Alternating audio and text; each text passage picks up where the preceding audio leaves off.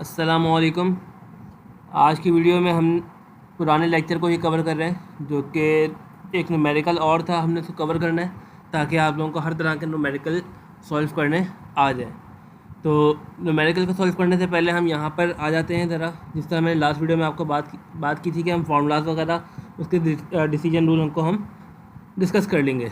तो अगर आप यहाँ पर थोड़ा नज़र मारें तो मैंने यहाँ पर आप लोगों के लिए एक फार्मूलाज रख दिए हैं, जिसके थ्रू आप अपने न्यूमेरिकल को इजीली सॉल्व कर सकते हैं। ठीक है, जब आपके पास सिग्मा नॉन होगा तो आपने ये फार्मूला अप्लाई करना है। जब आपके पास n की वैल्यू इक्वल टू और ग्रेटर देन 30 होगी तो आपने ये वाला फार्मूला यूज़ करना है। तो इस तरीके से आपको हर एक चीज़ याद हो जाएगी। और डिसीजन रूल में आपको ये वाली वैल्यू इस तरह यूज़ करनी है। ठीक है, तो सिंपल ये सिर्फ ये दो फार्मूलाज है जो कि आपको इस्तेमाल करने आने चाहिए। और रही बात पी वैल्यू की, तो पी वैल्यू के लिए मैंने फार्मूला यहाँ पे और मेंशन कर दिया है। जब आप सिंपल निकालेंगे तो आपको पता होना चाहिए कि आपके पास जेड की वैल्यू कौन सी है।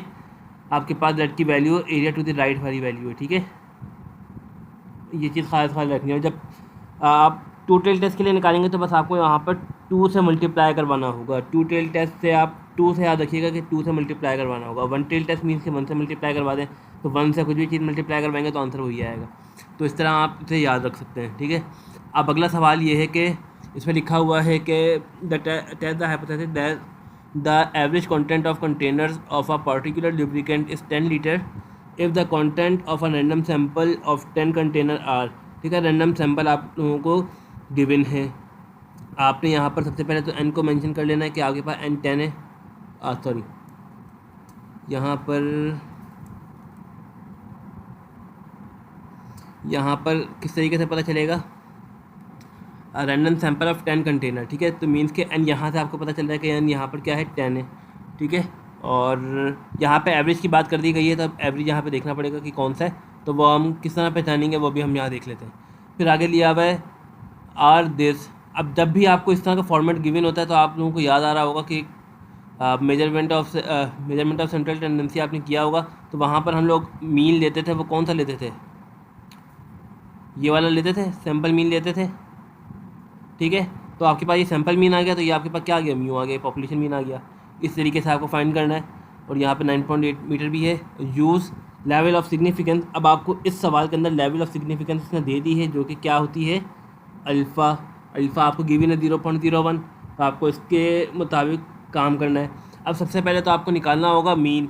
अब आपको यहाँ पर डेटा तो दे दिया है, कितना डेटा है। आप चाहें तो आप इसको क्या कर सकते हैं, आप इसको प्लस करेंगे, प्लस करने के बाद फिर आप वैल्यू निकालेंगे। अच्छा, यहाँ पर एक चीज़ और, जब आप यहाँ पर स्टैंडर्ड डेविएशन, क्योंकि यहाँ पर हम मीन कौन सा यूज़ कर रहे हैं, एक्स बार वाला मीन यूज़ कर रहे हैं, तो आप इसको रिलेट कर सकते हैं कि जब भी एक्स बार का मीन गिवन होगा और हम वहाँ पर स्टैंडर्ड डेविएशन उसका एस निकालते हैं। ठीक है, अगर जब भी पॉपुलेशन मीन होता है, अगर नॉर्मल की बात करते हैं, तो वहाँ पर हम ये वाला जो स्टैंडर्ड डेविएशन यूज़ करते हैं।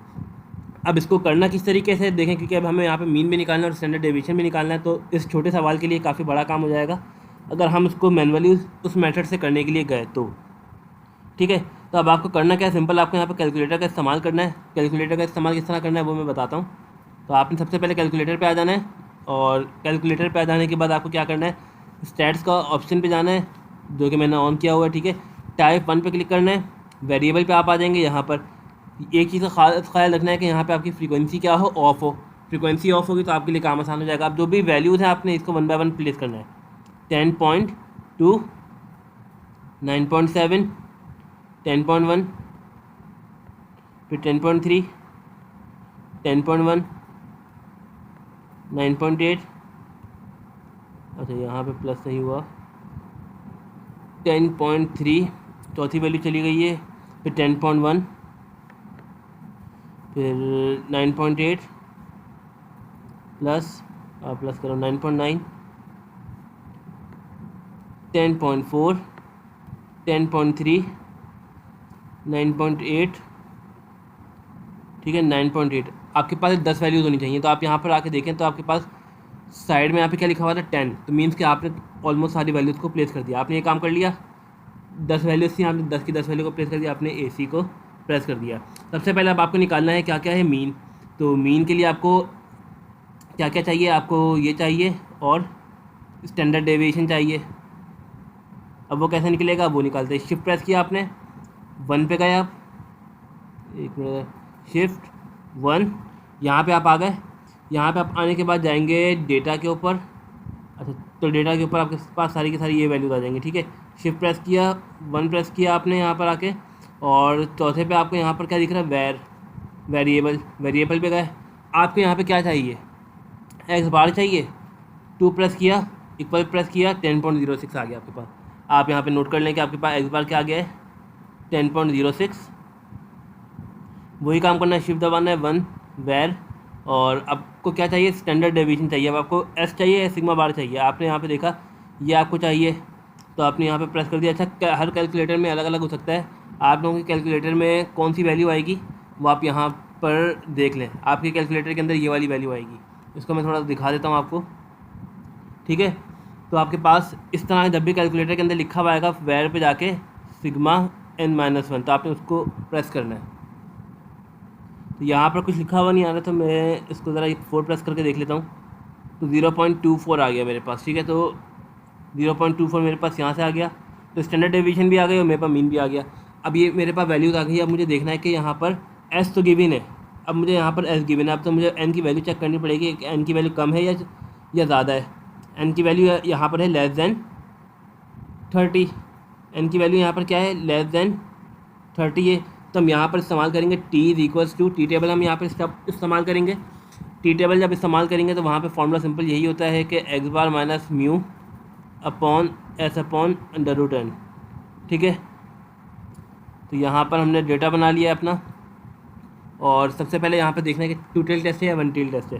तो अब हमने पहचाना किस तरीके से, यहाँ पर आपको क्या दे रहा है, the hypothesis average content of container lubricant is 10 litre. Means कि आप देखें यहाँ पे कुछ इसने ग्रेटर देन इक्वल टू का कुछ कहा नहीं है, तो हमने इसको बराबर लिया है क्योंकि वो लुब्रिकेंट है, वो 10 लीटर ही है, ना 10 लीटर से ज़्यादा है ना 10 लीटर से कम है। तो इसलिए यहाँ पर इक्वल टू का हमने साइन लगाया है, और इक्वल टू का जब साइन लगता है तो वो 2 टेल टेस्ट के अंदर चले जाता है, ठीक है।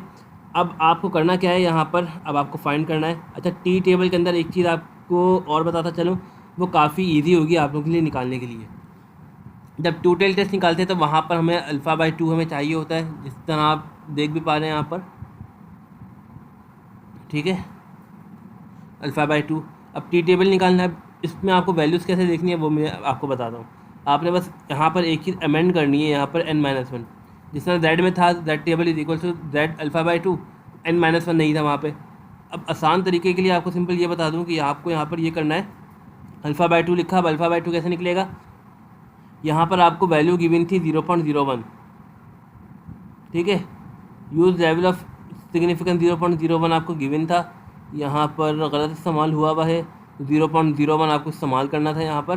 तो अभी अज्यूम कर लें, बल्कि यहाँ पर गिवन है, ठीक है, 0.01 गिवन है। अच्छा, यहाँ पर हमने इसको जब डिवाइड करेंगे 0.01 को, तो आपके पास आंसर क्या आ जाएगा, 0.005। तो 0.01 डिवाइड बाई 2, तो आंसर क्या आ गया है, 0.005। तो मतलब ये हमारे पास अल्फ़ा/2 बिल्कुल ठीक निकला हुआ है। अब आपको करना क्या है, अब आपको यहाँ पर देखना क्या है कि आपने यहाँ पे रखा अल्फ़ा/2 की वैल्यू, यहाँ पे आपने रख दिया 9, ठीक है। अब तरीका आसान है, टी टेबल में आपको जाना है। टी टेबल में आपको देखना है कि 9 यहाँ पर है और 0.05 क्या है, उसकी वैल्यू आपको सिंपल यहाँ पर ला के देखनी है, ठीक है। तो सबसे पहले हम यहाँ पर टी की वैल्यू निकाल लेते हैं, बाद में इस वैल्यू को डिटरमाइन करते हैं कैसे निकाली हमने। टी निकाला, उसी तरीके से इक्वेशन के अंदर डालेंगे तो मेरे पास आंसर आ गया 0.007, ठीक है। तो इस तरीके से अभी मैं आपको आंसर से मैच करके बता देता हूँ, फिर आपको टेबल के थ्रू बताता हूँ। तो आपने यहाँ पर देखा वही डिसीजन है, जब टी बार अगर मॉड ऑफ टी बड़ा होगा टी टेबल से, तो हम रिजेक्ट कर देंगे H0 को। तो टी की जो वैल्यू है वो क्या बड़ी है, तो आपने देखा कि नहीं, तो हम यहाँ पर इसको रिजेक्ट नहीं करेंगे, ठीक है।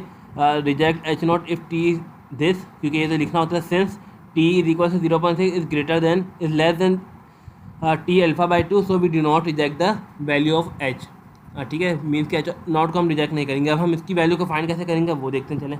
तो अब टेबल की वैल्यूज़ देख लेते हैं कि किस तरीके से हम फाइंड करेंगे। बस आपको एक ही ख्याल रखनी है कि हमने टी टेबल के अंदर ये वाला काम हमने एडिशनल किया, जो कि ब्रैकेट में 9 दिख रहा है। अब हम देखते हैं अपनी वैल्यूज़। मैं आ गया था टेबल के ऊपर। तो टेबल के ऊपर आपने सबसे पहले जाके ये देखना कि यहाँ पे लिखा होगा टी डिस्ट्रीब्यूशन, ठीक है। आपने यहाँ पर गए, आपकी जो वैल्यूज़ थी वो किस तरह लिखी हुई थी मैं आपको यहाँ पे दोबारा लिख के बता दूँ, 0.005, या ये देखना बहुत आसान है as compare to G table, bracket में 9। ब्रैकेट में 9 आपको बताएगा कि आपको वर्टिकल कॉलम कौन सी देखनी है, ये वाला आपको बताएगा कि आपको टॉप के कॉलम कौन से देखने हैं। तो आप जो भी वैल्यू मैच करेंगे आपको आपका आंसर वो है। तो 9, मैं 9 पे ज़रा यहाँ पे मार्क कर दूँ, तो 9 ये आ गया मेरे पास, और 0.005 मेरे पास ये आ गया। अब यहाँ पर मैं कॉन्साइड करूँगा, तो कॉन्साइड जब किस तरह करूँगा, आपने एक पेंसिल ले लेनी है इस तरीके से, और ये ऊपर मीन से ये वाली जो कुछ वैल्यू है जो कि मेरे पास मैच कर रही है, कौन सी वैल्यू, अगर मैं इसको हिस्सा लेके आऊँ यहाँ से, ये वाली वैल्यू 3.250, ठीक है। तो आप जब इसको पेंसिल से लेके भी आएंगे तो आपको यहाँ पर सिंपल दिख जाएगा। मैं इसको हाइलाइटर से और भी इसको थिन कर लेता हूँ ताकि और अच्छे से दिख जाएगी वैल्यू आप लोगों को, ठीक है। तो इतना सा बस हम कर लेते हैं। यहाँ पर आपके पास 3.250 जो कि यहाँ पे वर्टिकल में भी दिख रही होगी कि आपके पास वैल्यू आ रही है। तो बस आपको सिंपल एक ये फाइंड करनी थी कि टी टेबल से आपके पास वैल्यू क्या आएगी, 3.250, जो कि देखते हैं हमारे पास वैल्यू थी या नहीं। तो जब आपने यहाँ पर इसको नोट किया तो आपके पास टी वैल्यू से भी, टी टेबल से भी आपके पास वैल्यू क्या आई है, यही आई है। तो इसीलिए मैंने भी सबसे पहले आपको सॉल्व करवा दिया था, देन इसके बाद टेबल देखना आपको सिखाया। तो टेबल देखना काफ़ी आसान है, मुश्किल नहीं है टी टेबल ख़ास तौर पर। तो बस आपको सिर्फ कंडीशंस का पता होना चाहिए, कब कब रिजेक्ट करना है, डिसीजन रूल आपको मालूम होना चाहिए। मैं आपको दोबारा से वो दिखा देता हूँ ताकि आप उसका अगर एसेस लेना चाहें तो आप उसका एसेस ले सकें, ठीक है। मैं यहाँ पे इसको थोड़ा रब कर देता हूँ ताकि थोड़ा क्लियर हो जाएगा आप लोगों को। तो चाहें तो वीडियो पॉज करके आप इसकी पिक्चर भी ले सकते हैं।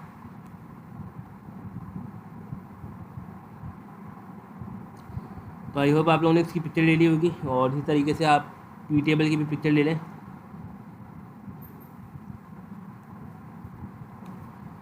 तो आज का लेक्चर बस इतना सही था, और इसी तरह हमारे पीएनएस का काम है वो ऑलमोस्ट ख़त्म हो गया है।